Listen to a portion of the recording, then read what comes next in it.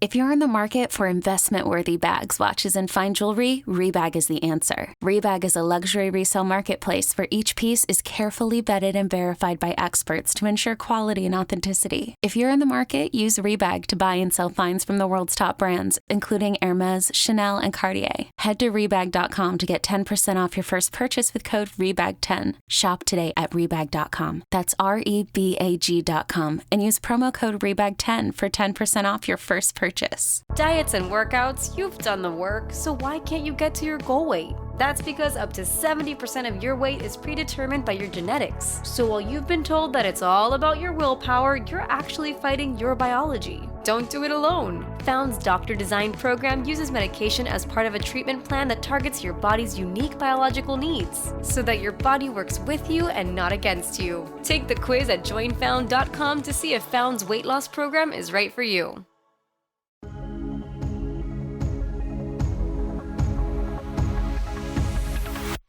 Welcome in here to the Friday Shoot Around. I am Ryan Gilbert. Today we are joined by former Wildcat Martavious Irving. As always, we're sponsored by the Part-Time Beverage Company. Be sure to check out everything that they have to offer. Martavious, man, how you doing? Thank you so much for taking time with us. I'm doing well, man. I can't complain. Kansas State coming off a senior night for the Wildcats on Wednesday. I'm curious what you remember most about your senior night and maybe the emotions that go into that. Kansas State got off to kind of a slow start against Oklahoma, but was able to pick up a win. Do you think there was just a lot of emotions early on for Kansas State? Did you share that and that feeling in your senior night? Yeah, I think so. It starts to sink in, and it's your last time at Bramlage. I know for me, what I remember is, being extremely happy to play in front of my mom. It was her first time in Kansas. But then you have to refocus and understand what was at stake. And, at that time we were playing for, a championship. And I know these guys, as good as they were, they wanted to make sure their home record stayed the way it is with one loss. And, it was a whole bunch of emotions, I'm sure, coming from all kind of different directions for them. But they handled it well. They withstood early Oklahoma pressure and started to blow it out the water as we expected. Is the tunnel dance now, is it better than when you were rocking the show, or is nobody ever going to top Martavious Irving? Nobody's going to top me. Come on, man. They do a really good job. I will say that. And I will say I like that so many people are included. You normally have, you see two people with tie, and I think it's Naquan maybe that does it. But yesterday they had everybody doing it. I'm assuming it's because it was senior night. We had a couple times where during our time, like when I started, it would just be me and Kurt. But we had a couple times. I remember one of my favorite ones is, when Will did it. You couldn't get Will to dance at all. But we got Will to dance. But no, I think, that helps with their energy and helps how they start games. And I'm happy to see the guys just having fun. Is there anybody on this team that reminds you of your former self as a K-State player? And maybe if not, is there any player that reminds you of any of your former teammates? Well, a lot of us alumni, we are all in a group. It's like 15 of us with two track people, Eric Kennard and Jeffrey Jonas. And we've discussed, who do you like and all of that. Since game one of the season, my favorite player has been Desi Sills. Easily. My absolute favorite. And mainly because I don't think I had the opportunity to score as much as he does, but I was, as from a guard standpoint and coming off the bench, knowing the type of energy that you had to bring. For myself, with my role, it was more so on the defensive end. But Desi does it all, and he showed it. I remember seeing, and Desi isn't our sixth man; he's just our sixth starter, or something like that. He said, Yeah. And I absolutely agree with it. That kid is nice. So how nice has it been just to see Jerome Tang and come in year one, do what he's done so far? It was great. It's great to see. First and foremost, you see a God-centered man. Um, and I know, in the past, all of our coaches have been, but this guy, he leads and leads off with God first, and he makes sure, and it's not fake. It's who he really is. Um, and then to see basically, brand new team and him being able to put it together and put the product on the floor, and they won a lot of games. He exceeded expectations this year, I'm pretty sure, from everybody. So, I'm happy for my my the school I graduated, my alumni, and just happy that they got someone that the fans are in love with, that they're gonna go to bat for it. Um, hopefully they just continue to win games. When Coach Tang took over, back in the spring, and there were 11 newcomers on this team, what were your expectations? You said that he's kind of blown away all of those expectations. What did you, think this team would produce in year one with so many newcomers? Honestly, I didn't know. That's the thing. I've met and I've had conversations with both Marquise and Ish, um, because they've come down to Wichita for TBT. Um, but other than that, I didn't know any of these players. Yeah. With the exception of Keontae, everybody knew who he was, and especially him being at Florida, I pay attention sometimes to University of Florida just because it's my home state.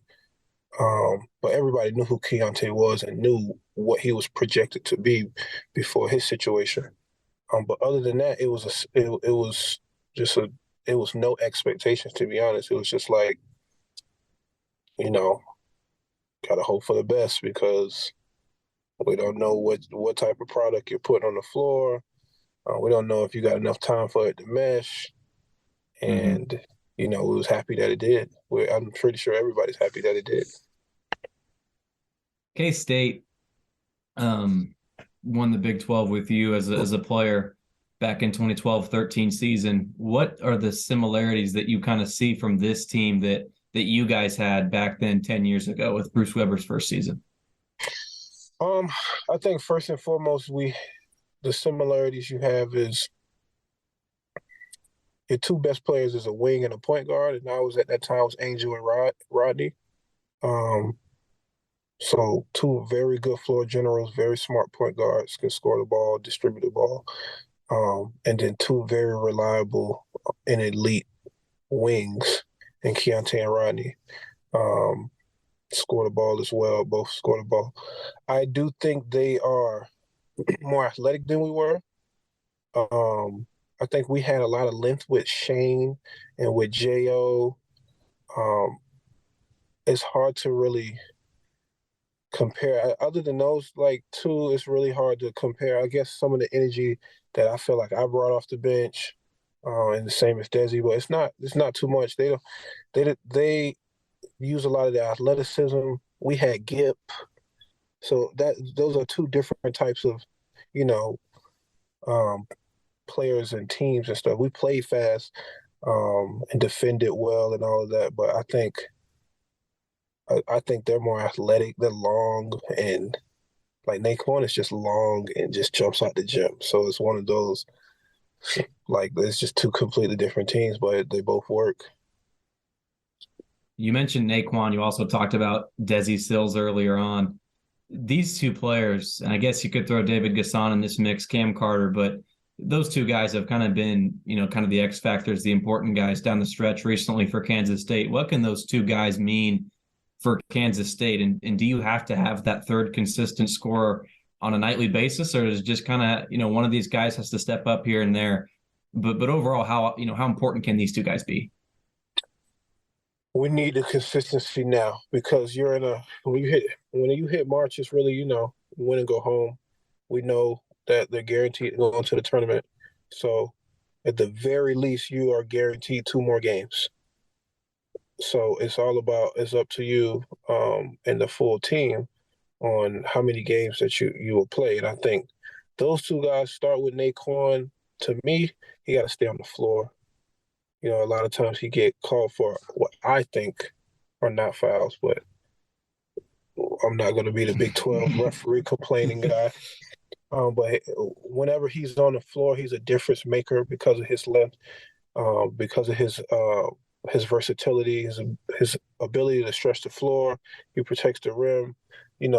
Last night watching him, one of those dunks he sprinted down the middle of the floor and beat everybody.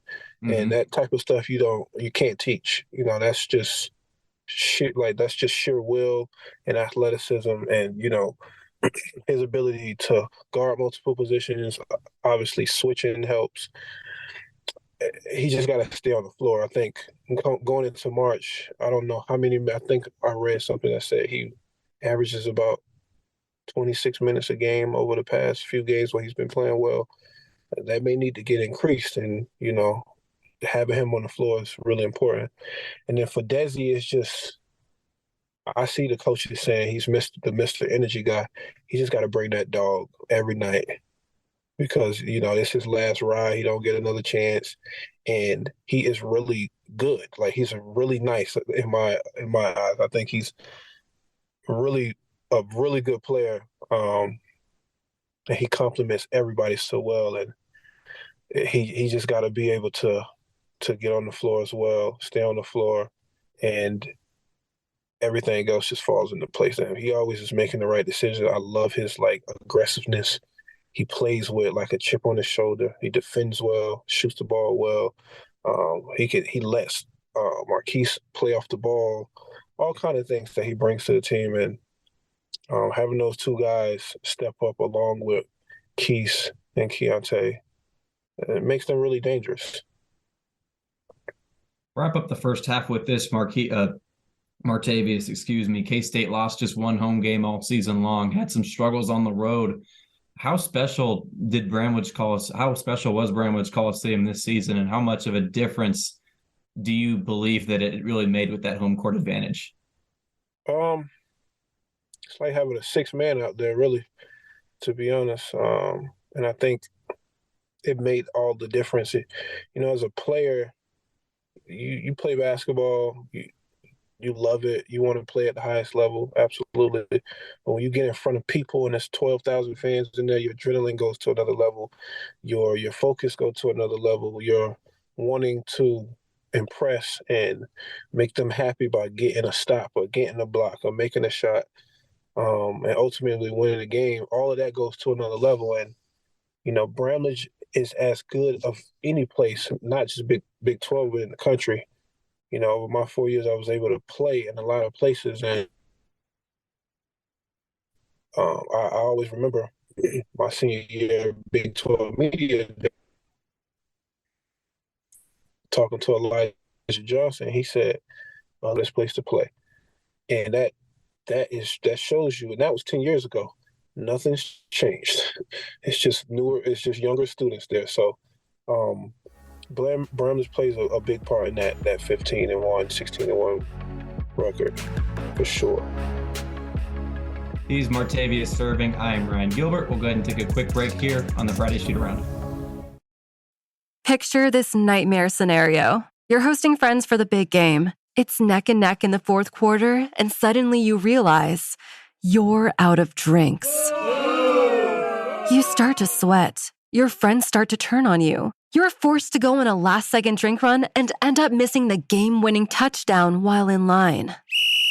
Terrifying, isn't it? Luckily, you can avoid the drama with Drizzly, the go-to app for drink delivery. With Drizzly, you can shop a huge selection of beer, wine, and spirits, then get them delivered right to your watch party. Compare prices across multiple stores in your area, find the best deals on game day drinks, and get back to armchair quarterbacking from, you guessed it, your armchair. Download the Drizzly app or go to drizzly.com. That's DRIZLY.com today. Must be 21 plus, not available in all locations.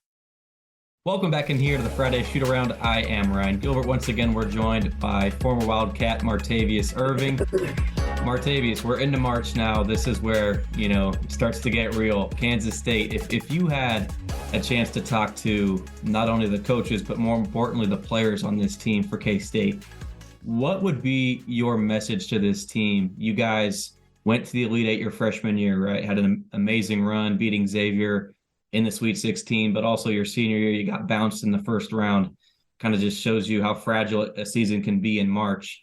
What would be just your advice to these players as we get into crunch time? Going to the game settled. Don't overthink it. It's one of those situations where you know everybody in the country is watching you. It's the top sporting event, I think, outside of the Super Bowl, in the country, and you just got to let your nerves calm and go into it like you're in Bramlage, because I'm pretty sure no matter where we go, we're going to travel well, and play it like it's Bramlage, and go out and show why you're deserving of the seeding. You are one of the best teams in the Big 12, and everything else to take care of itself. What do you think K-State's ceiling is in March? I know I've asked this to pretty much every guest I've had on the show, but over the last 4 games on this winning streak, it really does feel like K-State has a true, legitimate chance to make a run, doesn't it? They do. I don't like to put a ceiling because I don't like to. I'm kind of superstitious. I don't like to jinx nothing. But I think obviously the potential they have, and it's March, anything can happen. They can make a run and be a Final Four team, and I'm as a basketball player, I don't want them to just play for a Final Four just because we haven't gotten there in a long time. Go win a national championship. Why not?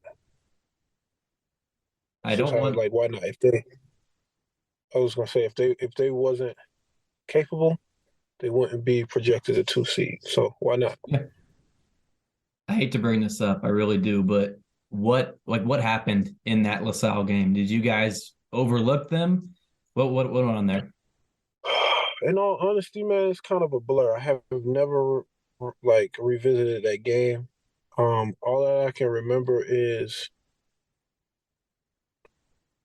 I don't want to say we overlooked them because, and this is from my personal standpoint, one of my old high school teammates was playing on that team. And then their best player I played against in high school, also Ramon Galloway. But my teammate, Samuel Mills, was on that team. And so I just knew players from there, and I knew their style of play. I think early on, before we made adjustments, when we got down big, we didn't match up well with them. They're really they was guard heavy, and we just didn't match up with them. When we tweaked it and we changed with certain matchups and we made a run and came all the way back and took the lead, we was just kind of playing uphill the whole time also. But it's just one of those situations where it's like it shouldn't have happened. And again, I don't want to overlook it, but coming out on the floor, Marshall Henderson was coming out. In our head, we thinking we about to blow this LaSalle team out and go play Ole Miss. He's telling us that we'll see you tomorrow.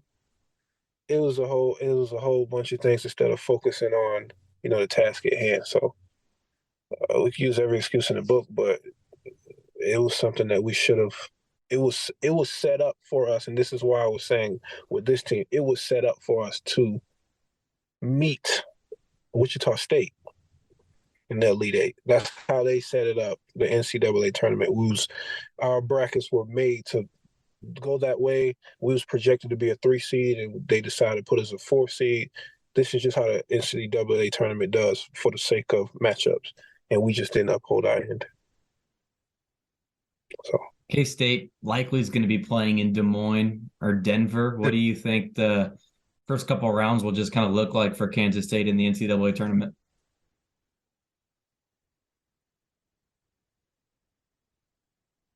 Well, that's pretty close, so it'll be pretty purple. I think it'll be pretty purple. I'm pretty sure there's a good amount of K-Staters in those 2 places as well. So hopefully we can make it like a game at Bramlage and bring the energy for these guys. Before the Big 12 tournament begins, K-State goes on the road at West Virginia on Saturday. Is this a must-win just in terms of keeping the momentum going, the confidence level up for Kansas State to to win 5 in a row in the regular season heading into postseason play? Or do you think a loss here is not the end of the world because they've already got like a 2 or 3 seed locked up? I think both, to be honest. For your mental and for your confidence as a team, go out, win the game, go into the Big 12 with 5 wins and say, hey, we're going to go win the tournament. But then also understand that it's not you've done all your work throughout the season, that it's not you have to live or die by this, win or loss. So if you lose, it's like, okay, we still projected here. Let's still go try to make this run and win this Big 12 tournament and then go into the NCAA with confidence. I think our fans and alumni and people who love this team in totality, we want to win every game, but I'm pretty sure everybody would love a deep run in March more than anything. More than, no one will remember losing to West Virginia on Saturday if we made a deep run, if we, was a Final Four team or any of those things. So it's kind of both, but I feel like, especially for the seniors, you don't get to play West Virginia no more, or you don't get to play at West Virginia. Go win it. That's one thing I can say, with the obvious exception of KU. I won in every arena in the Big 12, even from the original Big 12. So, why not go with it? You don't need to be relaxed or anything like that for that game. You need to go and win it. Keep them on notice. Let people know, hey, we're the best team in this league. Let's go. Let's get prepared for this postseason. Throughout your 4 years, you guys were never on the bubble. All 4 of your seasons, you were firmly in the NCAA tournament. So this is kind of the same mindset that you have going into this Big 12 tournament for Kansas State this season, where you're already locked in. What is the mindset of these, couple games, 2 games, 1 game, 3 games? It doesn't matter how many you play, but obviously you've got March Madness sitting, ahead of the schedule, right? How do you stay locked in on these games that, like you said earlier, why not go win them? But at the same time, you've got more of the meaningful games in March Madness up next. You got to basketball isn't something that's promised. We see that with a guy on our team. It's not promised every day.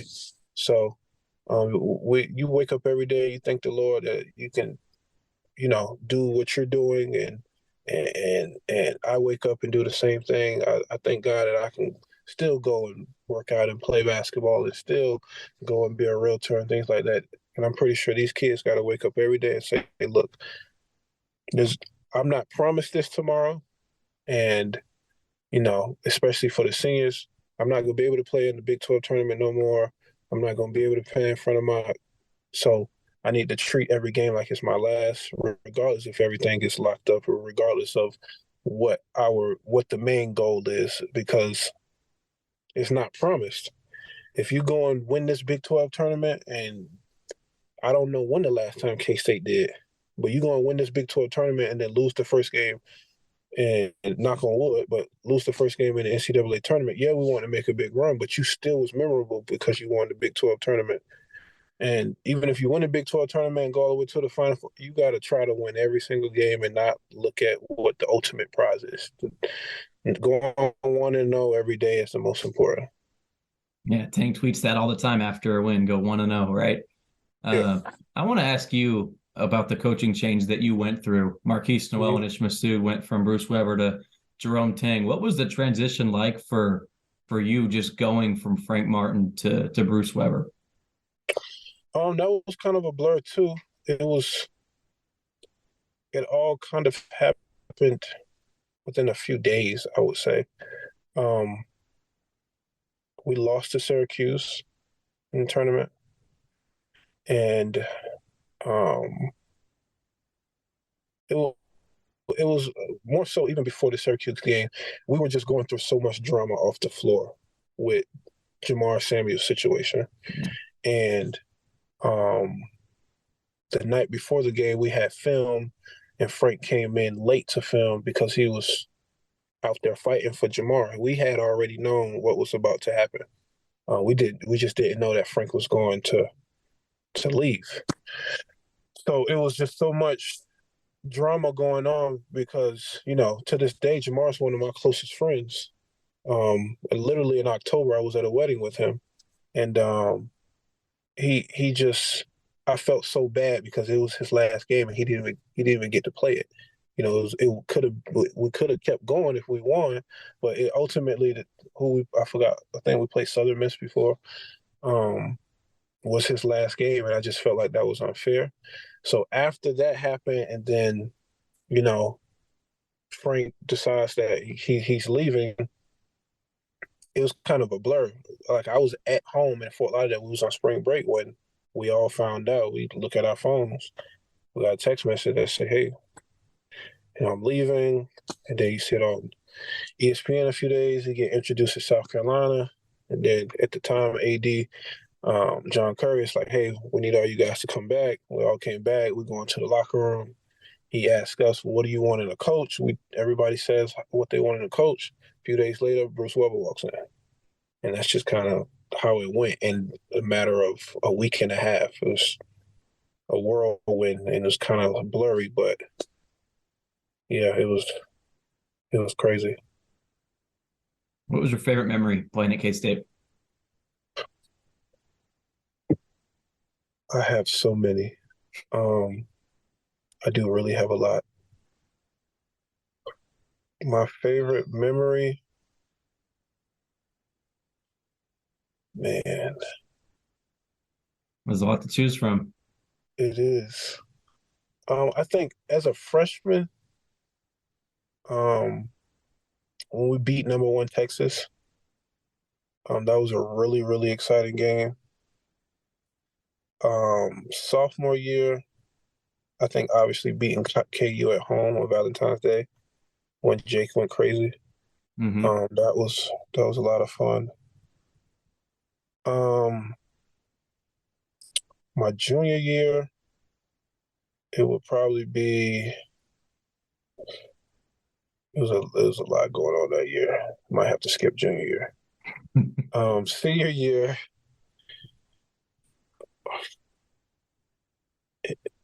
it's really hard. It's a lot. Senior year, probably the game at Baylor when Rodney hit the game winner. That was a really crazy game. And then just like if you just to think of some games and sprinkle them through. Obviously the run, the Elite Eight run was fun. Playing against Jimmer Fredette. Even though we lost, playing against Duke was a dream come true. I've always wanted to play against a Coach K coach team. You guarded Kyrie, right? Barely, no. I barely did not. I didn't. You let somebody else guard him. I was asking to switch, to be honest. I wanted to guard him, but I didn't. I played well that game, but I did not guard him that much. But yeah, it's a lot of memories just to sit back and think about sometimes and go through it. I think probably my favorite, now that I think about it, and it's weird how it happened because it happened on a loss, but the day we lost to, in my senior year when we lost to Oklahoma State, that if we had won, we'd have clinched outright. Or we don't have to win, and KU would have had to lose. But we lose, and it's fake Patty's Day. We fly back. Bruce says, "Y'all cannot go out. We lost. We don't go out after games." None of us want to go out. We was pissed. We felt like we was this close to history, haven't won the Big 12 since like 1978 or something like that. And all I remember at the time, I was living with track. One of my best friends that ran track, Jeffrey Jumas, and we're sitting there watching Baylor and KU, and Pierre Jackson is going crazy. And we're like, this time is going down, and I'm like, is this really happening? And Baylor beats them. And all I remember is looking at my phone, and Coach Weber said, "Congratulations, y'all made history. Y'all are Big 12 champs. Go celebrate." And by the time we got to Aggieville, they were going so crazy that we had won a share of the Big 12 title. I just remember crowd surfing that night. Like, I don't know how people picked me up, but I was crowd surfing. It was like so much fun. I'm like, these people are strong. But that was a really good memory. It was a weird how it happened, just because we didn't win our game. But it was a pretty fun, it was a fun night and a good memory to have. Martavious, we'll wrap it up with this as K-State, like we talked about, March Madness is almost here. What's the one key for K-State to make a deep run, whether that's something off the court mentally or just in terms of the X's and O's that has to happen on the court for K-State? I'm going to go X's and O's. 1, we have to gang rebound. And 2, we have to take care of the ball. We do those 2 things, we beat anybody in the country. We have enough scoring. We have enough defending.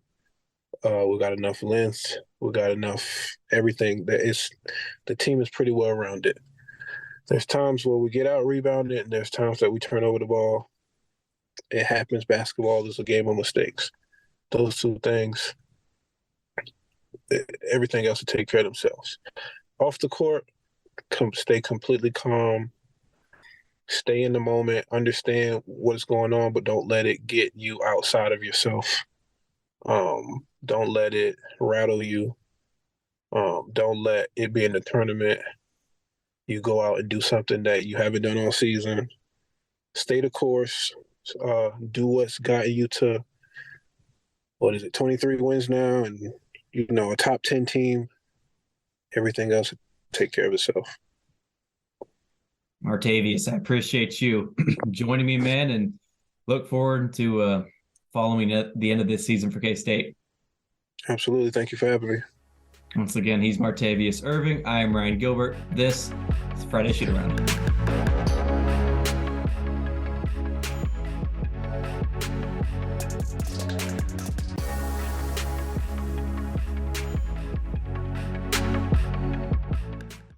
With Blue Link Plus, you can access your Hyundai Tucson Limited remotely. Doors unlocked, temperature set, lost car found.